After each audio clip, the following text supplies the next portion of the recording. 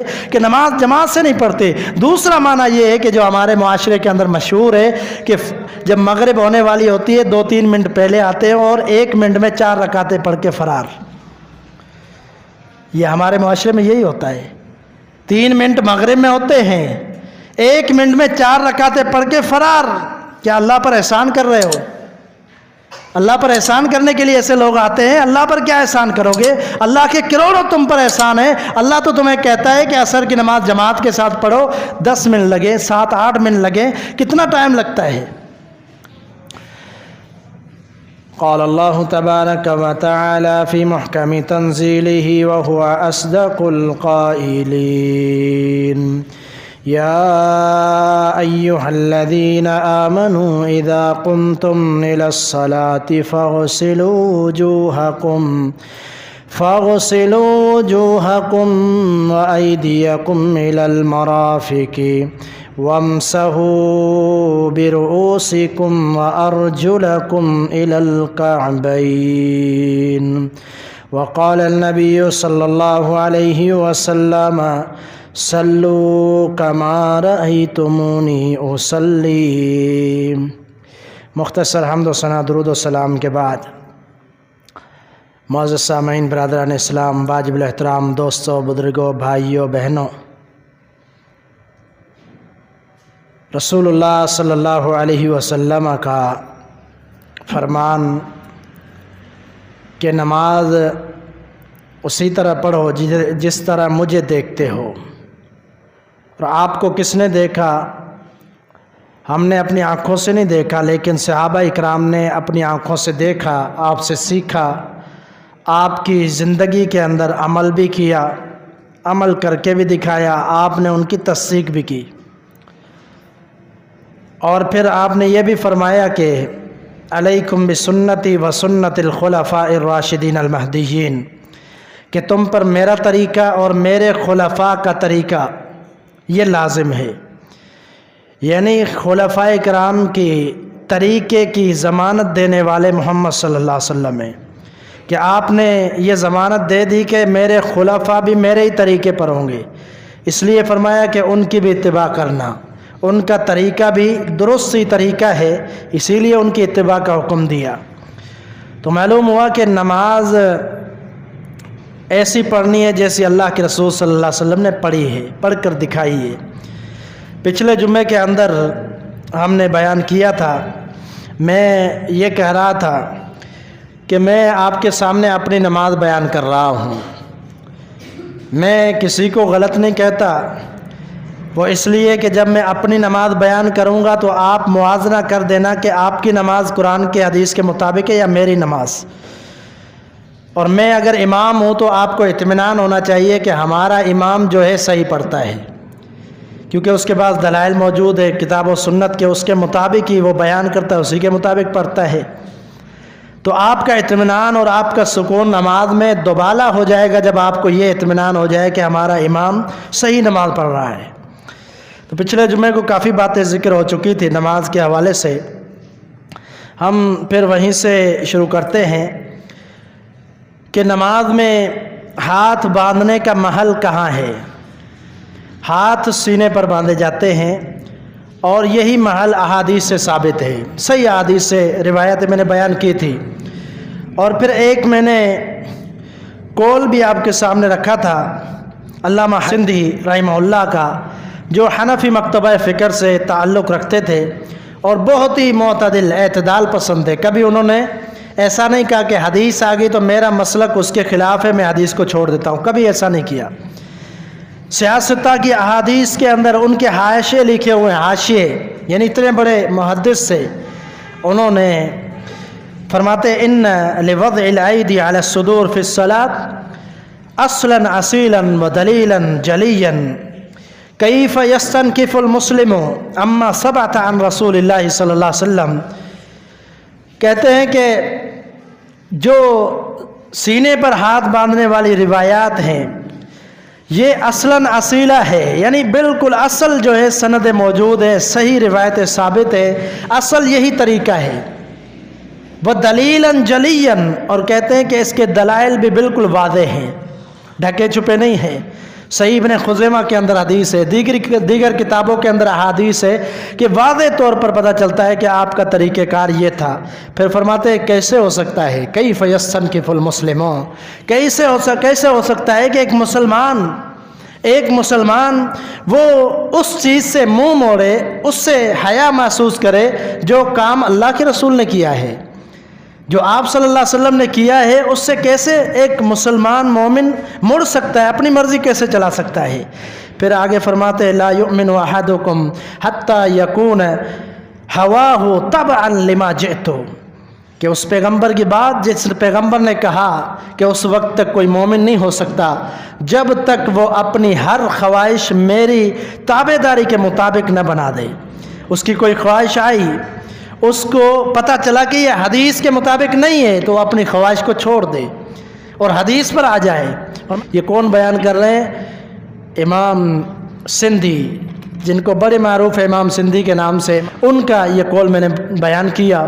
اس کے بعد ایک چیز شروع نماز کرتے ہوئے جو ہم سے بات رہ گئی تھی وہ یہ تھی کہ قرأت سے پہلے کیا ہوتا ہے۔ سیدنا ابو ہریرہ رضی اللہ تعالیٰ عنہ فرماتے ہیں، صحیح بخاری کی حدیث ہے، فرماتے ہیں کہ اللہ کے رسول صلی اللہ علیہ وسلم میرے ماں باپ آپ پر قربان ہوں، میرے ماں باپ آپ پر قربان ہوں، آپ تکبیر اولا اور قرأت سے پہلے درمیان میں تھوڑی دیر خاموش رہتے ہیں، وہاں آپ کیا پڑھتے ہیں، کیا کہتے ہیں آپ؟ نبی علیہ الصلوۃ والسلام نے فرمایا اقول اللہم باعد بینی و بین خطایای کما باعدت بین المشرق والمغرب اللہم نکنی من خطایای کما نکیت الثوب الابیض من الدنس اللہم اغسل خطایای بالماء والثلج والبرد۔ یہ دعا آپ صلی اللہ علیہ وسلم نے بتلائی کہ میں یہ دعا پڑھتا ہوں جس کے اندر گناہوں کی معافی کی طلبگاری ہے، جس کے اندر اللہ تعالیٰ کی تعریفات ہے، یہ حمد ہے، تعریف ہے اور گناہوں کی معافی ہے۔ آپ نے یہ بتلایا۔ آج آپ 90% مسلمانوں سے پوچھ لیں کہ جو نماز شروع کرتے ہیں اس کے بعد جو ہے سورۃ فاتحہ سے پہلے کون سی دعا ہے، وہ کہیں گے سبحانک اللہم و بحمدک و تبارک اسمک و تعالی جدک و لا الہ غیرک، ثنا پڑھ دیں گے۔ حالانکہ ثنا بھی پڑھ سکتے ہیں، لیکن صحیح ترین روایت صحیح بخاری کی یہ عظیم دعا کسی کو یاد نہیں ہوتی، اللہم باعد بینی و بین خطایای۔ اس کے اندر کیا ہے؟ اللہ میرے اور میرے گناہوں کے درمیان اتنا فاصلہ کر دے جتنا مشرق و مغرب کے درمیان ہے۔ اللہ میرے گناہوں کو صاف کر دے اس طرح جس طرح سفید کپڑے کو میل کچیل سے صاف کر دیا جاتا ہے۔ اللہم اغسل خطایای بالماء والثلج والبرد، اللہ میرے گناہوں کو پانی کے ساتھ دھو ڈال، اولوں کے ساتھ دھو ڈال، برف کے ساتھ اس کو دھو کر پاک کر دے مجھے گناہوں سے۔ اتنی عظیم دعا ہے، 5 مرتبہ ہر نماز میں بندہ یہ پڑھے تو کیا گناہ معاف نہیں ہوں گے؟ تو یہ عظیم دعا بندہ یاد کرے۔ نماز کے استفتاح، دعا استفتاح ہے یہ، اور بھی روایت ہے، ثنا بھی پڑھ سکتے ہیں لیکن اس کو بھی یاد کرنا چاہیے۔ رکوع کے بعد ہم نے یہ بیان کیا تھا پچھلے جمعے کے اندر کہ رکوع کے بعد بھی ہاتھوں کو کندھوں تک اٹھانا ہے۔ وہی روایت صحیح بخاری کے اندر جو سیدنا عبداللہ بن عمر رضی اللہ تعالیٰ عنہ بیان کرتے ہیں کہ آپ صلی اللہ علیہ وسلم رکوع میں جاتے ہوئے، رکوع سے اٹھتے ہوئے اپنے دونوں ہاتھ کندھوں کے برابر اٹھاتے تھے۔ یہاں پر ایک بات قابل غور رہے، بہت سارے لوگ ہاتھ لگاتے ہیں، کان کو ہاتھ لگا کر پھر ہاتھ باندھتے ہیں، یہ طریقہ کسی بھی حدیث میں نہیں ہے، کسی بھی اللہ کے رسول صلی اللہ علیہ وسلم کے فرمان میں، آپ کے قول میں، صحابہ کے عمل میں ثابت نہیں ہے کہ کبھی انہوں نے ہاتھوں کو کانوں سے پکڑ کر یا کانوں کو چھو کر وہ رفع الیدین کیا ہو، نہیں، بلکہ وہ کیا کرتے تھے، کندھوں کے برابر یا کانوں کی لو کے برابر ہاتھ تو اٹھا سکتے ہیں لیکن ٹچ کرنا ثابت نہیں ہے۔ یہ نبی صلی اللہ علیہ وسلم کا طریقہ ہے۔ رکوع کے بعد کھڑے ہوئے، ایک دفعہ کیا ہوتا ہے، رسول اللہ صلی اللہ علیہ وسلم جب رکوع کے بعد کھڑے ہوئے، آپ علیہ الصلوۃ والسلام نے آواز سنی پیچھے، آپ نے فرمایا کہ من المتکلم، متکلم کون ہے، یعنی جس نے یہ الفاظ کہے وہ کون ہے، جس نے یہ الفاظ کہے وہ الفاظ کیا تھے، ربنا ولک الحمد حمدا کثیرا طیبا مبارکا فی۔ جب آپ علیہ الصلوۃ والسلام نے پوچھا کہ یہ الفاظ کس نے کہے، کچھ صحابہ نے، ایک صحابی نے کہا اللہ کے رسول میں نے کہے، نبی علیہ الصلوۃ والسلام نے فرمایا رأیت بضعۃ وثلاثین ملکا یبتدرونها ایہم یکتبها اول، فرمایا میں نے دیکھا 30 سے زیادہ فرشتے وہ یہ کوشش کر رہے تھے کہ یہ الفاظ ہم سب سے پہلے لکھیں، ربنا ولک الحمد حمدا کثیرا طیبا مبارکا فی، ایسے عظیم اللہ تعالیٰ کی تعریف ہے تو یہ بھی پڑھ سکتے ہیں، ربنا ولک الحمد بھی پڑھ سکتے ہیں، ربنا لک الحمد بھی پڑھ سکتے ہیں، اللہم ربنا لک الحمد یہ بھی پڑھ سکتے ہیں۔ یہ اذکار ہے رکوع سے اٹھنے کے بعد کے۔ اب رکوع کے بعد بندہ سجدے میں جاتا ہے، رکوع کے بعد سجدہ کرتا ہے۔ سجدے کے حوالے سے رسول اللہ صلی اللہ علیہ وسلم کا فرمان ہے، آپ نے فرمایا امرت ان اسجد علی 7 اعظم، مجھے اللہ تعالیٰ نے حکم دیا ہے کہ میں جسم کے 7 اعضاء پر سجدہ کروں، میں جسم کے 7 اعضاء پر سجدہ کروں، یہ مجھے اللہ نے حکم دیا ہے۔ وہ 7 اعضاء کون سے ہیں؟ پاؤں ہیں، گھٹنے ہیں، 2 ہاتھ ہیں، باقی ایک ناک اور پیشانی، کیونکہ روایت میں صراحت ملتی ہے کہ ان دونوں کی طرف آپ صلی اللہ علیہ وسلم نے اشارہ کیا اور دونوں بیان فرمائے کہ ناک اور پیشانی دونوں سر زمین پر رکھنے ہیں۔ اور اگر کوئی بندہ کسی نے ٹوپی پہنی ہوئی ہے یا امامہ پہنا ہوا ہے تو امامے پر سجدہ کرنا بھی جائز ہے۔ یہ بھی اللہ کے رسول صلی اللہ علیہ وسلم سے حدیث ہے، آپ صلی اللہ علیہ وسلم کا یہ طریقہ تھا۔ صحابہ اکرام بھی جب سجدہ کرتے تھے تو ضروری نہیں ہے کہ امامہ اگر بڑا پہنا اس کو اتار کر پھر سجدہ کرے، نہیں، بلکہ اگر امامے کے ساتھ بھی سجدہ کر لے تو ہو جاتا ہے، لیکن ناک بھی زمین پر رکھنی ہے اور پیشانی بھی زمین پر رکھنی ہے۔ یہ طریقہ کار ہے سجدہ کرنے کا۔ سجدے سے اٹھ کر بیٹھتا ہے، دوسری رکعت کے لیے کھڑا ہوتا ہے، درمیان میں جلسہ استراحت ہوتا ہے، جلسہ استراحت جس کو کہتے ہیں تھوڑا سا سکون حاصل کر کے پھر کھڑے ہونا، تھوڑا سا سکون کر کے پھر کھڑے ہونا، یہ جلسہ استراحت ہے، اس کو قعدہ بھی کہتے ہیں، تھوڑی دیر بیٹھنا۔ یہ اللہ کے رسول صلی اللہ علیہ وسلم سے ثابت ہے۔ آپ علیہ الصلوۃ والسلام کی نماز کو ہم پڑھیں تو آپ علیہ الصلوۃ والسلام نے کیا کیا؟ حدیث ابو داؤد کی، ترمذی کی، ابن ماجہ کی کہ دوسرے سجدے سے آپ صلی اللہ علیہ وسلم اٹھتے، اللہ اکبر کہہ کر پھر بایاں پاؤں موڑ کر بچھا کر اس پر بیٹھتے، بایاں پاؤں موڑ کر اس کو بچھا کر اس پر بیٹھتے۔ اس کا مطلب ہے آپ کا طریقہ یہ تھا کہ تھوڑی دیر آپ بیٹھتے، بایاں پاؤں بچھا کر اس پر بیٹھتے، پھر آپ کھڑے ہوتے، پھر دوسری رکعت کے لیے کھڑے ہوتے۔ یا ہمارا طریقہ کار کیا ہوتا ہے کہ سجدے سے اٹھتے ہی فوراً اپنے پاؤں کے پنجوں اور انگلیوں پر اٹھ جاتے ہیں۔ یہ طریقہ سنت کے مطابق نہیں ہے۔ طریقہ یہ ہے کہ تھوڑی دیر بیٹھنا ہے، چند سیکنڈ ہی آپ بیٹھ جائیں، لیکن سکون سے بیٹھ کر حتیٰ تطمئن قاعدا، ایک حدیث کے الفاظ ہیں کہ اطمینان ہو جائے کہ آپ بیٹھ چکے ہیں، اطمینان ہو جائے کہ آپ پورے بیٹھ چکے ہیں، بیٹھنے کے بعد کھڑا ہونا ہے دوسری رکعت کے لیے۔ یہ اللہ کے رسول صلی اللہ علیہ وسلم کا طریقہ تھا جب آپ دوسری رکعت کے لیے کھڑے ہوتے تھے۔ رسول اللہ صلی اللہ علیہ وسلم کا تشہد کا طریقہ کیا تھا؟ تشہد، پہلا تشہد جو دوسری رکعت کے بعد ہوتا ہے، اس کا طریقہ وہی تھا جو ابھی میں نے قعدے کا طریقہ بتلایا کہ آپ علیہ الصلوۃ والسلام اپنا جو ہے بایاں پاؤں وہ بچھا کر اس پر بیٹھ جایا کرتے تھے، دایاں پاؤں کھڑا رکھتے تھے، دایاں پاؤں کھڑا رہتا، بایاں پاؤں بچھا کر آپ اس پر بیٹھتے۔ یہ آپ علیہ الصلوۃ والسلام کا پہلا قعدہ، پہلا تشہد تھا، یہ طریقہ تھا۔ آخری قعدہ کیا تھا نبی صلی اللہ علیہ وسلم کا؟ اس میں طریقہ کار کو جو کہا جاتا ہے وہ کہا جاتا ہے تورک۔ اللہ کے رسول صلی اللہ علیہ وسلم آخری تشہد میں تورک کیا کرتے تھے۔ تورک کا کیا طریقہ کار ہے؟ رسول اللہ صلی اللہ علیہ وسلم نے، یہ جو میں آپ کو بتلا رہا ہوں، اللہ کے رسول صلی اللہ علیہ وسلم نے صحابہ اکرام کو ایک ایک جو رکن ہے نماز کا وہ کر کے بتلایا ہے۔ نبی علیہ الصلوۃ والسلام کے بارے میں ایک حدیث ہے، آپ صلی اللہ علیہ وسلم نے جو سجدہ کیا، آپ ممبر سے اتر کر نیچے سجدہ کر کے پھر آپ نے دکھایا کہ ایسے سجدہ کرتے ہیں، کہ آپ صلی اللہ علیہ وسلم ممبر سے اتر کر آپ نے سجدہ کر کے دکھایا کہ طریقہ کار یہ ہے سجدے کا۔ اور یہ جو آخری تشہد ہے، پہلا تشہد ہے، وہ بھی آپ نے ممبر سے اتر کر بیٹھ کر آپ نے طریقہ بتلایا۔ اس سے پتہ چلتا ہے کہ جو لوگ آج کل باتیں ہوتی ہے نا، سجدہ تو اللہ کو ہی کرنا ہے، سجدہ تو اللہ کو ہی کرنا ہے، جیسے مرضی کرو، یہ کوئی قاعدہ کلیہ شرعی نہیں ہے۔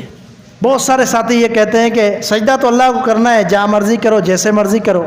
یہ بات بالکل شرعی طور پر درست نہیں ہے کہ آپ کہیں کہ جیسے سجدہ کرو۔ آپ کو کون ہوتے ہیں؟ آپ کی مجال کیا ہے کہ رسول اللہ صلی اللہ علیہ وسلم کی سنت طریقہ موجود ہے اور آپ کہیں میں اپنی مرضی کروں گا؟ آپ صلی اللہ علیہ وسلم کے مقابلے میں وہ بندہ کھڑا ہوتا ہے جو کہتا ہے جیسے مرضی پڑھ لو۔ ایسے نہیں ہے۔ اگر اتنا ہی اجازت ہوتی تو آپ ممبر پر کھڑے ہو کر نماز کا طریقہ نہ سکھلاتے، آپ ممبر سے اتر کر سجدہ کر کے تشہد کر کے آپ نہ دکھلاتے، بلکہ آپ فرماتے جیسے دل کرے ویسے پڑھو۔ نہیں، قرآن مجید میں اللہ تعالیٰ نے فرمایا وَارْكَعُوا مَعَ الرَّاكِعِينَ، رکوع کرو رکوع کرنے والوں کے ساتھ۔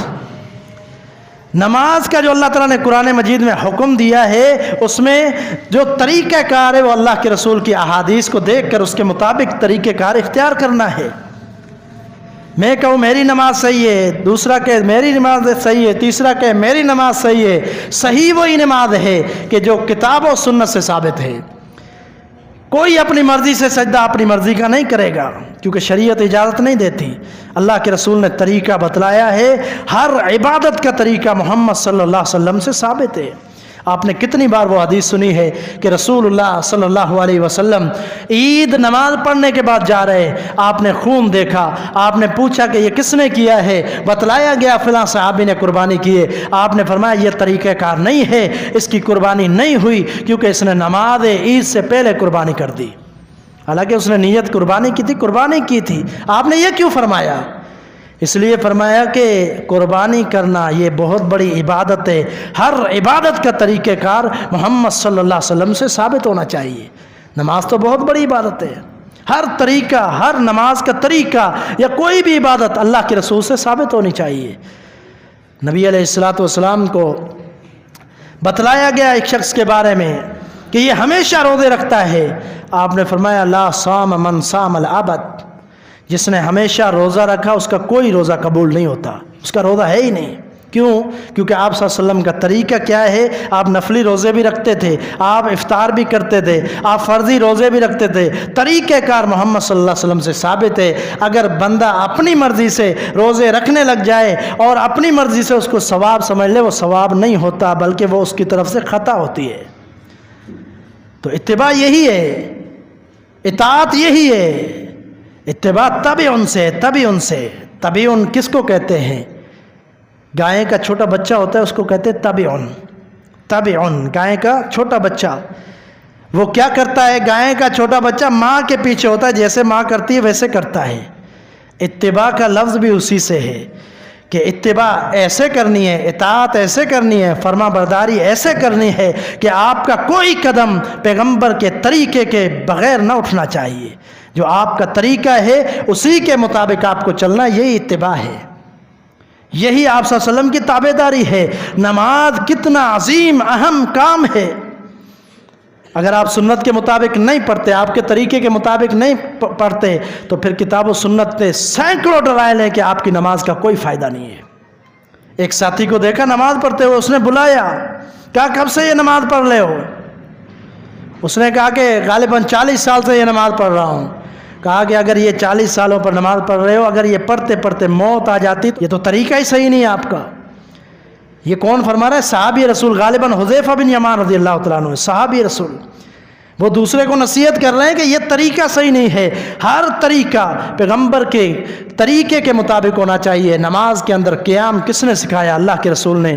رکوع کس نے سکھایا؟ اللہ کے رسول نے۔ سجدہ کس نے سکھایا؟ اللہ کے رسول نے۔ قعدہ تشہد کس نے سکھلایا؟ اللہ کے رسول نے۔ جو طریقہ آپ نے سکھلایا اس کے مطابق نماز ہوگی تو میں کہوں گا قبول ہے، قابل قبول، درست ہے۔ لیکن ہر ایک بندہ اپنی مرضی سے پڑھے اور کہے کہ میری اچھی ہے نماز، میری صحیح ہے، تو یہ جو ہے عقیدہ غلط ہے، بلکہ یہ کہے کہ میری نماز کتاب و سنت کے مطابق ہے تو درست ہے۔ آج مجھے پتا چلے کہ میرے اندر کوئی کمی کوتاہی ہے نماز کے حوالے سے، تو میں انشاءاللہ رجوع کرنے کے لیے تیار ہوں۔ میں آج بھی تبدیل کر دوں گا اپنی نماز۔ اگر مجھے پتا چل جائے کوئی میرا رکن نماز کا، کوئی عمل میرا نماز کا، کوئی بھی ایسا معاملہ جو اس کتاب و سنت کے خلاف ہے، تو مجھے تبدیل کرنا پڑے گا۔ میری کیا ضرورت ہے کہ میں پیغمبر کے طریقے کے خلاف نماز پڑھوں؟ تو کوئی بھی عمل اللہ کے رسول صلی اللہ علیہ وسلم کے طریقے کے مطابق کرنا ہے، اس کے بغیر قابل قبول نہیں ہے۔ ہر عمل کے لیے یہ شرط ہے، اسی لیے اللہ کے رسول صلی اللہ علیہ وسلم نے فرمایا من عمل عملا لیس علیہ امرنا فہو رد. آپ نے فرمایا کہ جس کسی نے ایسا عمل کیا کہ جس کا ہم نے حکم نہیں دیا، یعنی ہمارا طریقہ نہیں تھا، نہ ہم نے کیا نہ ہم نے حکم دیا، وہ مردود ہے، اس کی کوئی حیثیت نہیں ہے، یعنی وہ عمل قابل قبول نہیں ہے. چاہے بندہ پوری زندگی عبادت کر رہے. آپ پڑھیں سورۃ اعلیٰ، هل اتاک حدیث الغاشیہ وجوہ یومئذ خاشیہ عاملۃ ناصبہ تصلی نارا حامیہ. اللہ رب العالمین نے فرمایا کہ ایسے بھی لوگ آئیں گے کل قیامت کے دن، وہ عمل کر کر کے ان کی پیشانیاں تھک چکی ہوں گی، ان کی پیشانیوں پر عمل کے نشان ہوں گے. تسلا نارن حامیہ، فرمایا ان کو پھر بھی جہنم کے اندر ڈالا جائے گا. کیوں؟ کیونکہ ان کی عبادتیں، ان کی نمازیں، ان کی ریاستیں، ان کے قیام، رکوع و سجود، ان کے جتنے بھی معاملات تھے وہ سارے اپنی مرضی کے تھے، پیغمبر کے طریقے کے مطابق نہیں تھے. اللہ نے فرمایا وہ جہنم میں جائیں گے. بھلے 50 سال کی عبادت ہو، کیسی عبادت کہ جو اپنی مرضی کی عبادت کرے. اللہ نے اپنی عبادت کے لیے پیدا کیا تو اللہ نے اس کا ڈھنگ، طریقہ، نمونہ بھی پیش کر دیا کہ اس طرح کرنی ہے، اپنی مرضی سے نہیں. تو آپ علیہ الصلوۃ والسلام آخری تشہد میں تورک کیا کرتے تھے. تورک کا کیا طریقہ کار ہے؟ رسول اللہ صلی اللہ علیہ وسلم اپنا بایاں پاؤں دائیں پاؤں سے نیچے نکال دیتے تھے. دایاں پاؤں آپ کھڑا رکھتے اور بایاں پاؤں جو ہے اس دائیں پاؤں کے نیچے نکال دیتے اور زمین پر بیٹھتے. یہ آپ صلی اللہ علیہ وسلم کا طریقہ تھا. زمین پر بیٹھتے، دایاں پاؤں کھڑا، بایاں پاؤں اس سے باہر نکال دیتے کہ انگوٹھا بھی نظر آتا. یہ طریقہ کار آپ صلی اللہ علیہ وسلم کا تھا آخری تشہد میں بیٹھنے کا. صحیح بخاری اٹھائیں، صحیح مسلم اٹھائیں، احادیث کی کتاب کتنی آپ اٹھائیں، اس میں یہی طریقہ آپ کو ملے گا. ابو حمید سعدی رضی اللہ تعالیٰ عنہ کی جو بڑی معروف حدیث ہے، جو انہوں نے 110 صحابہ کے سامنے بیان کی تھی نماز، سب نے تصدیق کی کہ آپ نے درست نماز کا طریقہ بتلایا. ابو داؤد کے اندر بھی موجود ہے، حدیث کی دوسری کتابوں کے اندر بھی موجود ہے. اس نے طریقہ یہی لکھا ہوا ہے کہ آپ تشہد میں، آخری تشہد میں اسی طرح بیٹھتے تھے. یہ نبی علیہ الصلوۃ والسلام کا طریقہ ہے. اس لیے بیان کر رہا ہوں کہ اسی طریقے پر پڑھنے ہوگی. اگر نہیں پڑھتے تو پھر یہ طریقہ ہمارا، ہم جو پڑھتے ہیں ہم دیکھیں کیا کتاب و سنت کے مطابق ہے یا نہیں. اگر نہیں ہے تو پھر ہمیں اپنی اصلاح کرنی چاہیے. اللہ کے رسول صلی اللہ علیہ وسلم کا سجدہ میں نے بیان کیا، رکوع میں نے بیان کیا، آپ صلی اللہ علیہ وسلم کا تورک یہ بھی بیان کیا. اب نماز کا سلام ہوتا ہے.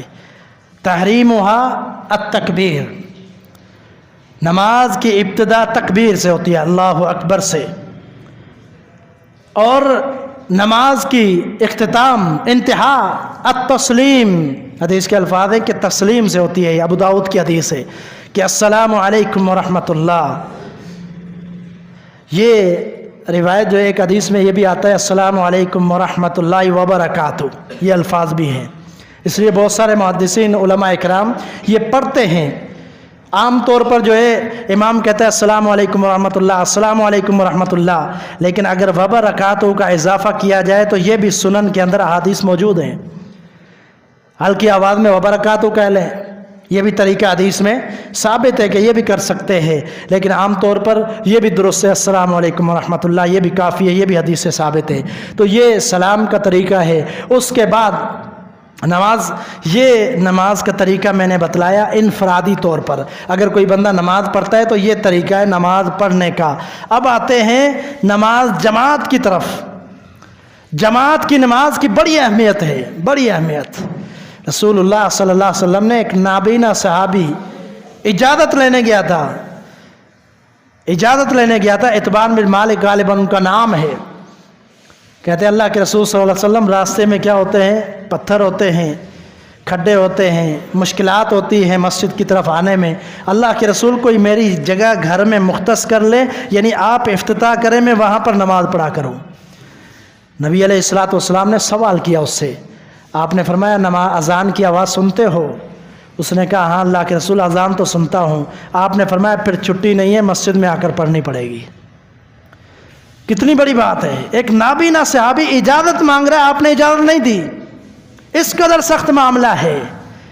یہ جماعت کے ساتھ نماز پڑھنا یہ ایک الگ موضوع ہے، لیکن ایک حدیث میں بیان کر دوں، رسول اللہ صلی اللہ علیہ وسلم نے کتنے سخت الفاظ استعمال کیے ہیں۔ آپ علیہ الصلوۃ والسلام نے فرمایا جو لوگ گھروں میں نماز پڑھتے ہیں، میرا جی چاہتا ہے، آپ نے فرمایا میرا جی چاہتا ہے کہ میں ایک مؤذن کو حکم دو اذان کہے، اپنی جگہ پر امام مقرر کروں، وہ نماز پڑھائے لوگوں کو، پھر میں لوٹ جاؤں ایسے لوگوں کی طرف جو لوگ گھروں میں نمازیں پڑھتے ہیں، اور حرق علیہم بیوتہم، فرمایا ان کے گھروں سمیت ان کو جلا دوں۔ اور ایک روایت کے الفاظ ہے کہ لکڑیاں جمع کروں اور وہ لے جاؤں ان کے گھروں کو جلانے کے لیے۔ آپ نے فرمایا کہ لیکن مجھے بچوں کا اور عورتوں کا خیال ہوتا ہے، یعنی آپ صلی اللہ علیہ وسلم نے اتنے شدید الفاظ کہے کہ جو گھروں میں نماز پڑھتے ہیں ان کا کیا معاملہ ہوگا، سخت معاملہ ہے۔ وَرْكَعُوا مَعَ الرَّاكِعِينَ، قرآن کہتا ہے رکوع کرنے والوں کے ساتھ رکوع کرو، یعنی جماعت کے ساتھ نماز پڑھو۔ کسی مجبوری کی بنا پر، بہت زیادہ شدید ضعف، کمزوری، بیماری کے بنا پر اگر کوئی پڑھتا ہے تو اس کے لیے رخصت مل سکتی ہے، لیکن ٹھیک ٹھاک لوگ جو ہے گھروں میں پڑھ رہے ہیں، نوجوان گھروں میں پڑھ رہے ہیں، اور چلنے کی صلاحیت ہے، سارا دن بازار میں کام کرتے رہیں گے اور دکانوں پہ کھڑے رہیں گے، لیکن فجر عشاء کی نماز پڑھنے کے لیے مسجد میں نہیں آ سکتے، تھک جاتے ہیں۔ عذر کیا ہوتا ہے؟ تھک جاتے ہیں۔ مال کمانے میں نہیں تھکتا، پیسہ جمع کرنے میں، بینک بیلنس بنانے میں نہیں تھکتا، اللہ کے سامنے 10 منٹ کھڑے ہونے سے تھک جاتا ہے۔ پھر میں کیا اس پر تبصرہ کروں کہ ایک شخص سارا دن، آپ خود ہی جانتے ہیں، اپنے محلے والوں کو بھی جانتے ہیں، مجھے بھی جانتے ہیں، اپنے آپ کو بھی جانتے ہیں، جو پڑوسی ہوتے ہیں سب ایک دوسرے کو جانتے ہیں کہ یہ بندہ سارا دن کمائی کے چکر میں نکلتا ہے، اور عشاء کی نماز، فجر کی نماز کبھی گھر میں پڑھ لیتا ہے، کبھی پڑھتا نہیں ہے۔ دنیا کے لیے کتنے چکر ہم کاٹتے ہیں، اللہ کے سامنے کھڑے ہونے میں بڑی تکلیف ہوتی ہے۔ یہی بات چل رہی تھی کچھ دن درس میں بھی چل رہی تھی، یہ نماز کے حوالے سے رسول اللہ صلی اللہ علیہ وسلم نے فرمایا کہ جو امام نماز پڑھاتے ہیں، وہ نماز پڑھاتے وقت کیا کریں؟ خیال کریں۔ کیوں خیال کریں؟ ان فیہم الضعیف، ان کے پیچھے کمزور لوگ ہوتے ہیں، مریض بھی ہوتے ہیں، مجبور لوگ بھی ہوتے ہیں، یعنی جن کے کام حاجت والے لوگ، ان کو ضرورتیں ہوتی ہیں اپنی، وہ بھی پیچھے ہوتے ہیں، بوڑھے بھی ہوتے ہیں، ان کا خیال کرنا چاہیے۔ آپ نے یہاں مقتدیوں کے لیے آسانی کی ہے، مقتدیوں کے لیے آپ نے آسانی کی ہے کہ نماز جو امام پڑھا رہا ہے وہ بھی اتنی لمبی نمازیں نہ پڑھائے کہ پچھلے تنگ ہو جائیں، پریشان ہو جائیں۔ آپ نے مقتدیوں کے لیے آسانیوں کا بھی حکم دیا ہے، لیکن مقتدیوں کو یہ حکم نہیں دیا کہ وہ اپنی ساری نمازیں گھر میں پڑھیں، مسجد کی طرف آئے ہی نہیں۔ اذان بھی سنتے ہیں، حی علی الصلاح حی علی الفلاح، یہ ندا اس کا کیا معنی ہے؟ آؤ نماز کی طرف، آؤ کامیابی کی طرف، یعنی یہاں آنا پڑے گا پھر کامیابی ملے گی۔ آؤ کامیابی کی طرف کیا مطلب ہے؟ حیا، آؤ، حیا عربی کا لفظ ہے، آؤ کامیابی کی طرف۔ یہاں آؤ گے تو کامیابی ملے گی، گھروں میں پڑھ لو گے تو وہ کامیابی نہیں ہے۔ اسی لیے تو کہا آؤ نماز کی طرف آؤ اور کامیابی کی طرف آؤ۔ انتہائی بہت بڑا عذر ہو تو پھر اجازت دیتے ہیں محدثین علماء کرام، لیکن بغیر عذر کے گھروں میں نمازیں نہیں پڑھنی چاہیے، یہ نمازیں ضائع کرنے والی بات ہے۔ اور سورۃ ماعون کے اندر بھی اللہ تعالیٰ نے فرمایا فویل للمصلین الذین هم عن صلاتهم ساہون، ان نمازیوں کے لیے ہلاکت ہے جو اپنی نمازوں سے سستیاں کرتے ہیں۔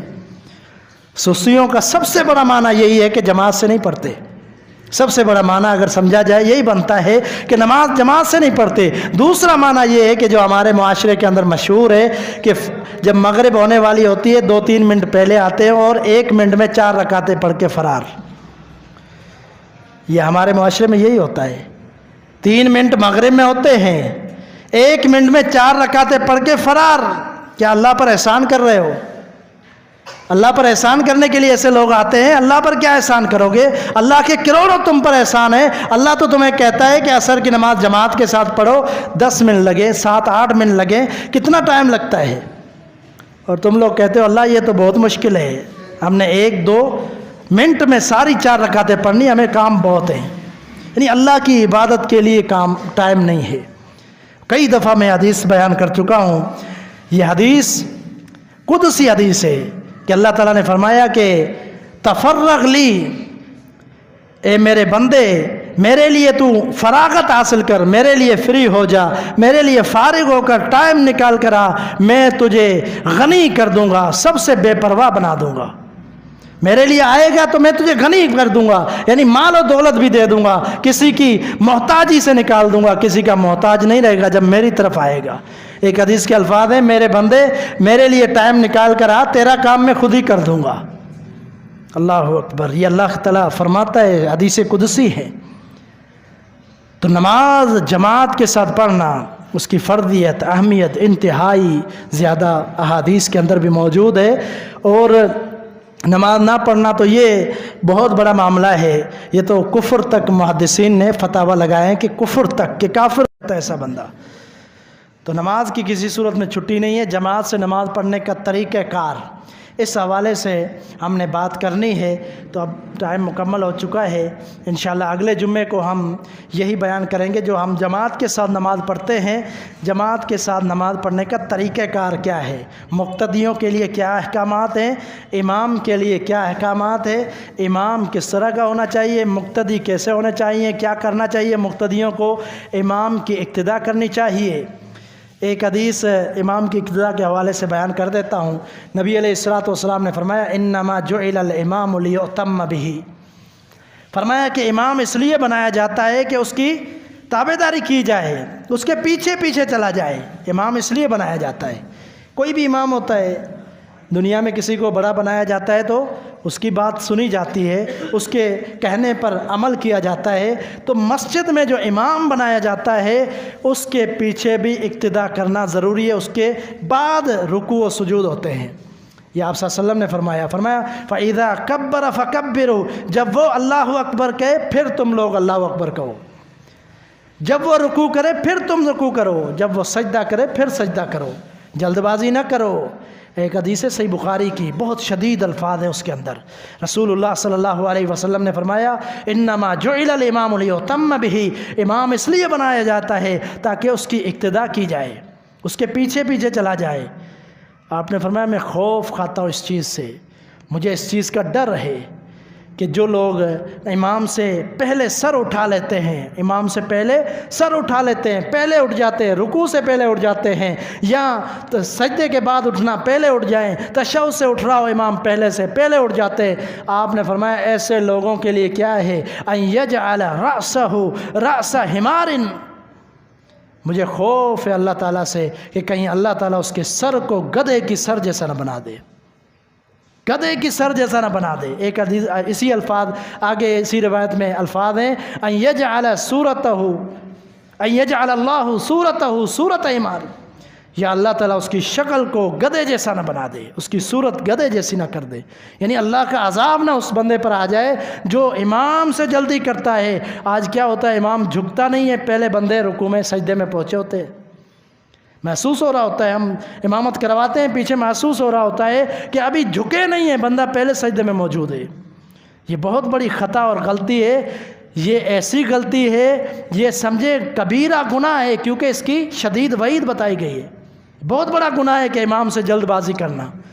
तो इमाम की इक्तिदा ज़रूरी है। इसके अलावा बाकी इंशाअल्लाह अगले जुम्मे को बयान होगा। अल्लाह ताला मुझे और आपको हक़ सच समझने और उसी के मुताबिक ज़िंदगी बसर करने की तौफ़ीक़ अता फ़रमाए। वमा तौफ़ीक़ इल्ला बिल्लाह।